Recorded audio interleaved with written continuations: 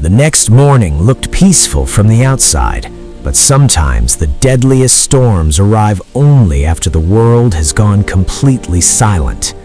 Every creature was busy living its normal life without realizing that today, the sky itself was about to descend as death. I don't know why, but something feels wrong today, like the entire jungle is waiting for something dark to awaken. And then suddenly, the whole jungle went silent in a single moment, as if nature itself had stopped breathing. What is happening? Why is the sky changing like this? I have never seen anything this terrifying before. The wind no longer felt like wind. It felt like a warning, like darkness had already entered our world. This doesn't feel like an ordinary storm. This is something far worse, something unknown, something dangerous. Then a terrifying sound echoed across the heavens, so massive, so horrifying, as if the sky itself was tearing apart. Look up! No, this can't be real. This doesn't look natural. It feels like destruction itself has been born in our sky. Fear had already spread through the kingdom, and the most dangerous thing about fear is how quickly it consumes everything. My king, we must act now. Something unknown has awakened in the sky, and it is moving directly toward our world. This is no ordinary attack, my lord.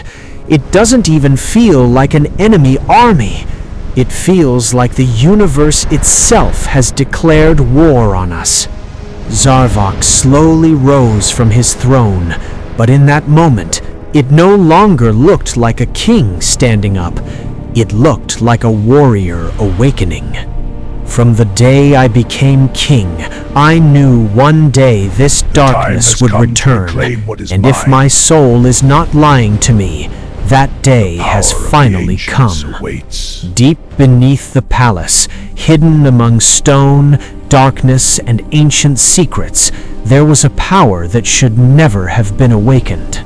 This chamber was not built only from stone. It was built to hide truths powerful enough to change the fate of the entire world. At the center of the chamber rested an ancient crystal, silent on the outside, but inside it, something dangerous was alive. If saving this jungle means touching the darkness itself, then I will pay that price, even if I have to face destruction with my own hands. Power is never truly safe, but sometimes the only way to stop destruction is to use the power of destruction itself. The moment Zarvok reached toward the crystal, the air inside the chamber changed, and the darkness within it began to awaken. No, this is not what I expected. This power isn't just waking up, it's breaking free, like it has waited centuries for this moment. The walls began to shake, the stones began to crack, and an ancient secret finally started tearing itself out of its prison. Run! Run now! Whatever is coming is not danger. It is death. There is nowhere left in this jungle that is truly safe. The sky was no longer just dark. It was burning from within, as if heaven itself was about to fall as ash. What is happening? Why is the ground shaking like this? Is our home really going to end today? This apocalypse did not come only from above. No, it began here, from our own past, and from the secrets we buried. The sky and this crystal, they are connected. If one of them breaks, the whole world may fall with it. No, this power is no longer obeying me. If it is not stopped right now, everything we know will be destroyed forever. And then, from behind the black clouds, they finally appeared. Winged monsters, breathing fire. Their very first dive was enough to understand the truth. This was no longer just an attack. This was a massacre descending from the sky. Fire! Fire everywhere! The trees are burning, the ground is burning, everything is burning. Why won't it stop? In only a few moments, this living jungle had turned into a burning nightmare, so horrifying that even hope itself began to tremble. So many lives were lost before they could even scream, and in seconds they were reduced to smoke, ash, and silence. Where life once ran freely, now only scorched bones, empty skulls, and the cold echo of death remain. Run, child! Don't look back!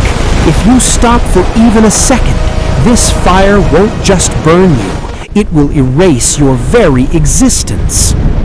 Screams, smoke, fire, death everywhere. The jungle was no longer a battlefield. It had become a temple of destruction. And then a massive shadow appeared in the sky. For a moment there was fear, and then hope returned. When everything looked lost, when every direction smelled like death, the guardian of the skies finally returned.